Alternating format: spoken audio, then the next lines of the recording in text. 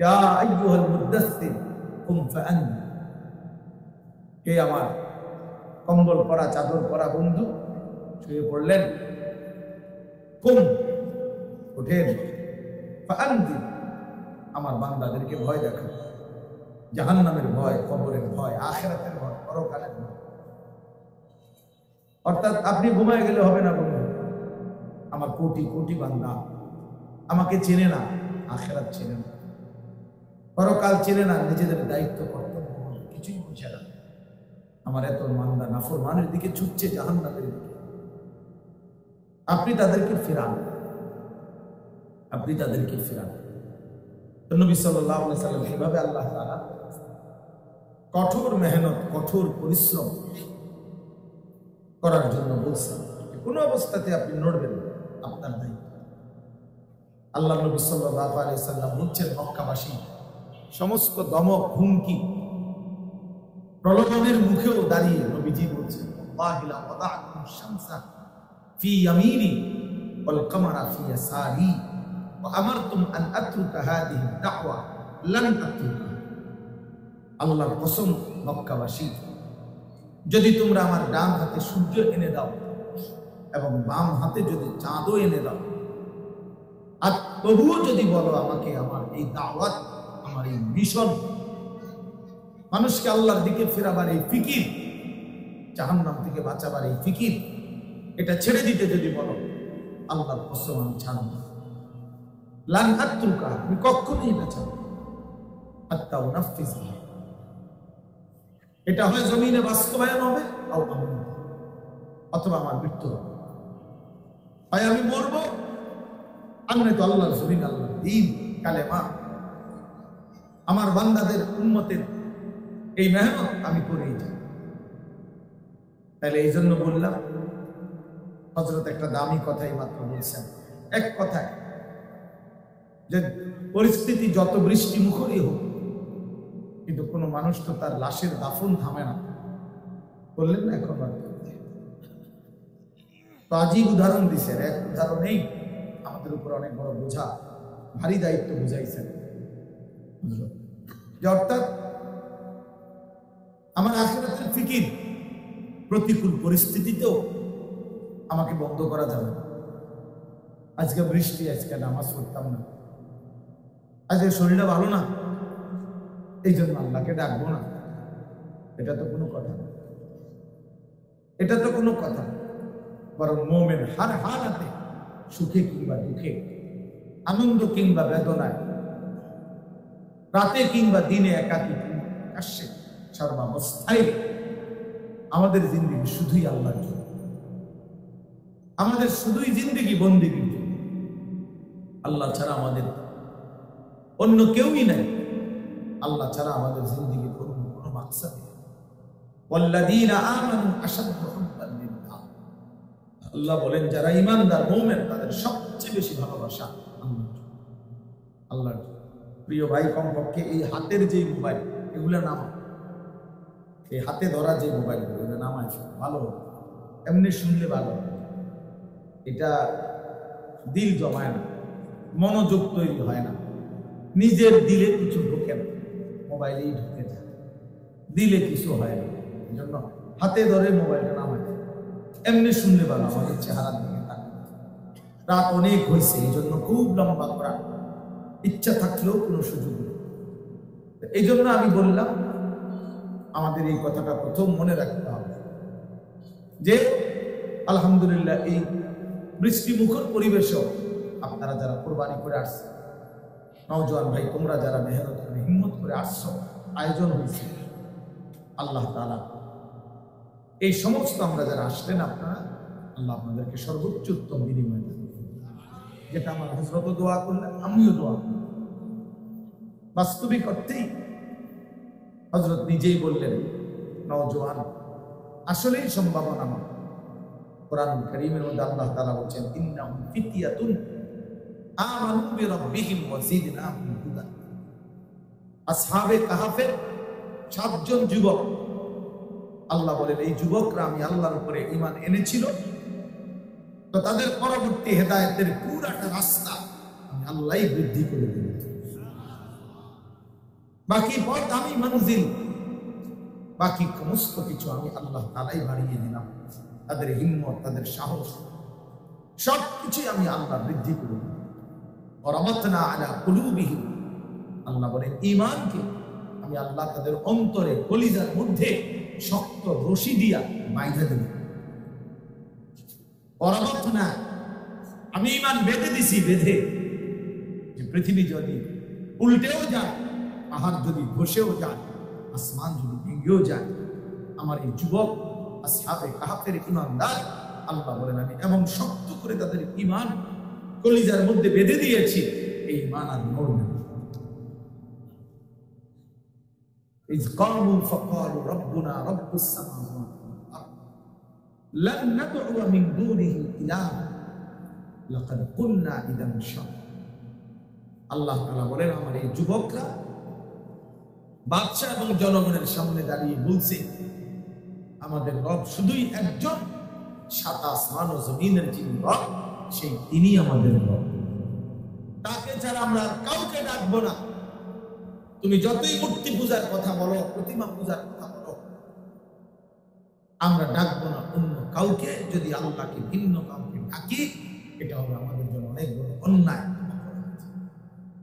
তাহলে আমার বলার উদ্দেশ্য হলো, যুবক যখন হিম্মত করে, নওজোয়ান যখন কোনো কাজের হিম্মত করে, তো আল্লাহ তাআলা তার এই হিম্মতের মধ্যে অপরিসীম বরকত দান, বরকত দান। এই জন্য আলহামদুলিল্লাহ যে সমস্ত নওজোয়ান আজকের এই মাহফিলের জন্য হিম্মত করলো, আল্লাহ তাআলা তাদের এই হিম্মত আরো বাড়িয়ে, ইনশাআল্লাহ হিম্মত করলে হবে ভাইয়া, হিম্মত করলে হবে। নওজোয়ান চাইলে সমাজ বদলাবে। আল্লাহ তাআলা কুরআনুল কারীমের মধ্যে বলছেন, সূরা রোমের মধ্যে, মানুষের তিনটা হালাত, একটা শিশুকাল, একটা যৌবনকাল, একটা বৃদ্ধকাল। তো এই তিনটা কালকে আল্লাহ তাআলা বলছেন দুইটাই হচ্ছে দুর্বল, আর একটাই কেবল শক্তি, আর সেটাই শুধু যৌবন। আল্লাহুল্লাযী খালাকাকুম মিন দুফিন, আল্লাহ বলেন আল্লাহই তোমাদেরকে সৃষ্টি করেছেন দুর্বল অবস্থা, মানে শিশুকাল। সুম্মা জাআলা মিন বাদি দুফিন কুওয়াতান, অতঃপর তিনি দিয়েছেন তোমাদের সেই দুর্বল অবস্থার পরে কুওয়াতান, শক্তি, মানে যৌবন। সুম্মা জাআলা মিন বাদি কুওয়াতিন দুফান ওয়া শাইবা, আবার পুনরায় সেই শক্তি যৌবন কালের পরে আবার ফিরাইয়া দিয়েছেন দুর্বলতা এবং বৃদ্ধ অবস্থা। অতএব এটাই বুঝে নাও বান্দা, ইয়াখলুকু মা ইয়াশা, তিনি যা ইচ্ছা একই শরীরে একই অঙ্গে তাই করতে পারেন। শরীর তো একটাই, ওই একই হাত পা, একবার ছোট্টবেলায় দুর্বল ছিল, আবার বয়সকালে যৌবনে শক্তিমান ছিল, আবার এই শরীরটাই বৃদ্ধকালে দুর্বল হয়ে যাচ্ছে। তাইলে আল্লাহ তাআলা বুঝাইতে চাইছেন কুওয়াত, শক্তি, এটা শুধু আমি দিয়েছি মাঝখান দিয়া যৌবনকে। ছোটবেলাটাও দুর্বল, শেষ বেলাটাও দুর্বল। কোরআন শরীফে আছে, আল্লাহ তাআলা বলেন আমিনকুম মান ইউরাদ্দু ইলা আরদালিল উমর লিকাই লা ইয়ালামু মিন বাদি ইলমিন শাইআ। আমি আল্লাহ আমার বান্দাদেরকে যৌবনের পরে ধীরে ধীরে অনেককে এইরকম বৃদ্ধ অবস্থায় নিষ্কর্মা, দুর্বল, অক্ষম বৃদ্ধ অবস্থা বানিয়ে দেয়, ফলে সে বিগত জিন্দিগি যা জানতো তার কিছুই আর তার মনে থাকে না, কিছুই আর মনে থাকে না। 70 বছর 80 বছর হয়ে গেলে আর একটা সময় এসে সে আর পিছনের স্মৃতিশক্তি তার লোপ পায়, পিছনের আর কোনো কথাই সে মনেই করতে পারে, বুঝতেই পারে, বুঝতেই পারে। আজকে আমাদের একজন বড় বুজুর্গ আলেমের কথা একজনের শোনাইতেছে, যে দীর্ঘ বছর যিনি কোরআন সুন্নাহর খেদমত করছেন, এখন এসে অবস্থা এমন হয়েছে যে এত দুর্বল, এত বয়স্ক, যে কিছুই মনে করতে পারতেছেন, কিছুই মনে নেই। আমি আমার মাকে দেখছি, আমার বুঝ হওয়ার পরে কত দেখছি, মা সারাদিন নামাজ পড়তেন, সেই সকাল থেকে রাত পর্যন্ত মায়ের কত নামাজ ছিল, একবার ইশরাক করে, একবার চাশতের নামাজ পড়ে, আওয়াবিন করে, তাহাজ্জুদ করে, 5 ওয়াক্ত নামাজ পড়ে, নফল করে, মারে দেখতাম 500 দানা তাসবিহ পড়তো, কোরআন শরীফ সারাদিন পড়তো, ওজিফা পড়তো, ছোট ছোট বই পড়তো। সেই মা এখন 70-এর মতো বয়স, মা আরে এখন রুজু করতে বললে মা বোঝে না, নামাজের রাকাত সংখ্যা কিচ্ছু বোঝে না মা। তাই বন্ধু, আল্লাহ পাক রব্বুল আলামিন এটা বললেন, আমি একটা সময় দুর্বল বানায় দেই, একটা সময় নিষ্কর্মা আর দারুল উমর বানিয়ে দেই, একটা সময় পুরো স্মৃতিশক্তি লোপ পেয়ে যায়। কিন্তু মাঝখানের এই টাইমটা আমি আল্লাহ তাআলা সুস্থ সবল যৌবন মানে শক্তি দিয়ে আমি আল্লাহ তাআলা সাজাই। এই জন্য আমার কিশোর নওজোয়ান ভাই, আমি অনুরোধ করছি ভাইয়া, আমার জিন্দগির সবচেয়ে বেশি ফিকির মেহনত নওজোয়ানদেরকে নিয়ে। এই জন্য এই অসম্ভব সম্ভাবনাময়ী এই সময়টা যদি কাজে লাগায় কোন যুবক, কোন কিশোর, কোন নওজোয়ান, আশা করা যায় তার দ্বারা ইসলামের অনেক বড় খেদমত হবে, অনেক বড় খেদমত হবে, অনেক বড় খেদমত হবে। রাসূলুল্লাহ সাল্লাল্লাহু আলাইহি ওয়াসাল্লামের বিখ্যাত সাহাবী হযরত জুবাইর ইবনুল আওয়াম, বেহেশতের সুসংবাদ প্রাপ্ত 10 জনের একজন, উনি যখন ইসলাম গ্রহণ করে তখন ওনার বয়স ছিল 16 বছর। রাসূলুল্লাহ সাল্লাল্লাহু আলাইহি ওয়াসাল্লামের বিখ্যাত সাহাবী হযরত তালহা, বেহেশতের সুসংবাদ প্রাপ্ত একজন, তিনি যখন কালেমা গ্রহণ করে ইসলামের জন্য জান বাজি রাখে তখন ওনার বয়স ছিল 17 বছর। রাসূলুল্লাহ সাল্লাল্লাহু আলাইহি ওয়াসাল্লামের বিখ্যাত সাহাবী হযরত সাদ ইবনে আবি ওয়াক্কাস রাদিয়াল্লাহু তাআলা আনহু, তিনি যখন ইসলাম ধর্ম গ্রহণ করে তখন ওনার বয়স 17 বছর। এবং আল্লাহ নবী সাল্লাল্লাহু আলাইহি সাল্লাম উহুদের যুদ্ধের সময় এই 17-18 বছর বয়সী এই সাহাবী সাদকেই উহুদের যুদ্ধের দিন নবীজি সাল্লাল্লাহু আলাইহি সাল্লাম প্রথম শত্রু পক্ষের দিকে, কাফেরদের দিকে তীর মারার জন্য, মানে যুদ্ধ স্টার্ট করার জন্য নবীজি প্রথম যাকে আদেশ করছিলেন সে এই সাদ ইবনে আবি ওয়াক্কাস। মাত্র 18 বছর বয়স্ক নওজোয়ান তিনি তখন। আমাদের নবী সাল্লাল্লাহু আলাইহি সাল্লামের জীবনে 23 বছরে অসংখ্য সাহাবী নবীজিকে, সাহাবীরা নবীজিকে বলতো যে ইয়া রাসূলুল্লাহ, আমার মা বাবা আপনার জন্য কুরবান হোক। এটা সাহাবীরা নবীকে বলতো মহব্বত করে।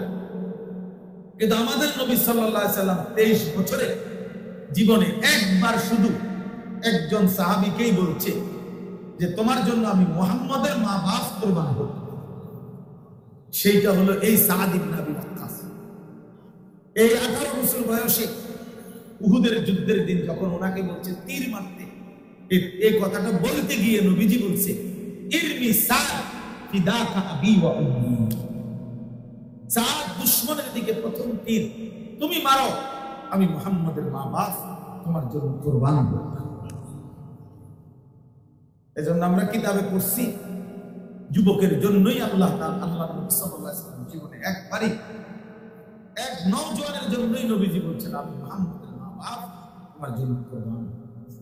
অসীম সম্ভাবনা। আল্লাহ নবী সাল্লাল্লাহু আলাইহি ওয়াসাল্লাম ইন্তেকালের পূর্ব মুহূর্তে সর্বশেষ নবীজির জীবনের 57টি যুদ্ধ আল্লাহ নবী সাল্লাল্লাহু আলাইহি ওয়াসাল্লাম পরিচালনা করেছেন। তার মধ্যে 27টা যুদ্ধে নিজে অংশগ্রহণ করছেন, 30টা যুদ্ধে সাহাবীদেরকে পাঠাইছেন। এই 57টা তার মধ্যে সর্বশেষ যে যুদ্ধে সিরিয়ার সৈন্য খ্রিস্টান বাহিনীর বিরুদ্ধে শেষ যে যুদ্ধের কাফেলা মুসলিম সৈন্য সাহাবীদেরকে পাঠাইছেন নবীজি, এই যুদ্ধের সেনাপতি বানাইছেন যাকে, তার বয়স ছিল মাত্র 20 বছর। হযরত উসামা ইবনে যায়েদ রাদিয়াল্লাহু তাআলা আনহু, নবীজির পালক পুত্র যায়েদ ইবনে হারেসার ছেলে হযরত উসামা। আমরা কিতাবে পড়ছি অনেকেই তখন এটা নিয়ে কিছুটা কানাঘুষা করছিল যে এত বড় বড় সাহাবী আবু বকর, ওমর, উসমান, আলীর মতো সাহাবী, এবং তখন আরো বড় বড় সাহাবীদের মধ্যে এমন সাহাবী ছিল যারা যুদ্ধের ময়দানে খুব খ্যাতিমান। হযরত খালিদ ইবনে ওলীদের মতো সাহাবী জীবিত আছে, হযরত মুসান্না ইবনুল হারিসা, হযরত কাকা ইবনে আমর, শুরাহবিল ইবনে হাসানা, এই সাহাবীরা ছিল খুব বড় যোদ্ধা। যোদ্ধাদের মধ্যে সবচেয়ে প্রসিদ্ধ, দুশমন কাঁপত যাদের নাম শুনলে।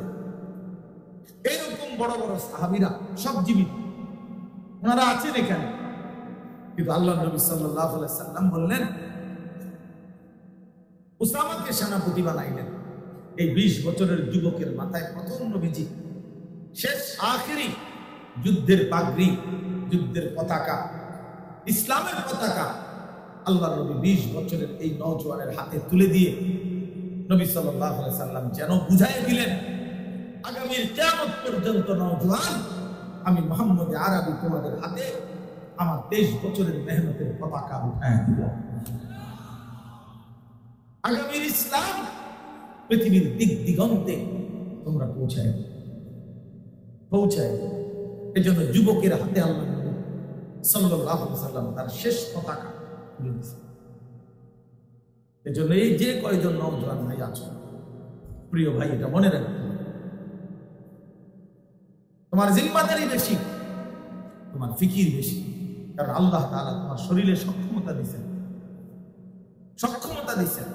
আল্লাহ নবী সাল্লাল্লাহু আলাইহি সাল্লাম বলছেন, সাহাবীদের মধ্যে কেউ কেউ যখন ওনার ব্যাপারে আপত্তি করছে, নবী সাল্লাল্লাহু আলাইহি সাল্লাম খুতবা দিয়া মিম্বরের মধ্যে বৈশা সব সাহাবীদের সামনে বলছে, আল্লাহর কসম সাহাবীরা, উসামা আমার কাছে যে জিম্মাদারি দিয়েছি আমি তাকে, এই জিম্মাদারির 100% উপযুক্ত, আমি তাকে অবুঝ হিসাবে দেই নাই। আমার উসামা 20 বছর বয়স হলেও যুদ্ধের কাফেলা সামলাইবার, দুশমনের মোকাবেলা করবার পুরা যোগ্যতা রাখে।